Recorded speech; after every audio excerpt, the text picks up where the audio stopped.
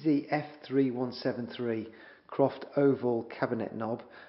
Croft do these cabinet knobs in 21 different finishes, so you can have them in brass, bronze, or bronze, and many others. This particular one's been done in the antique nickel finish. They do a polished nickel as well, and chrome. And this one is the smaller 32mm size, so that's the 32mm across the oval. But they do a 38mm one as well, which is a little bit larger.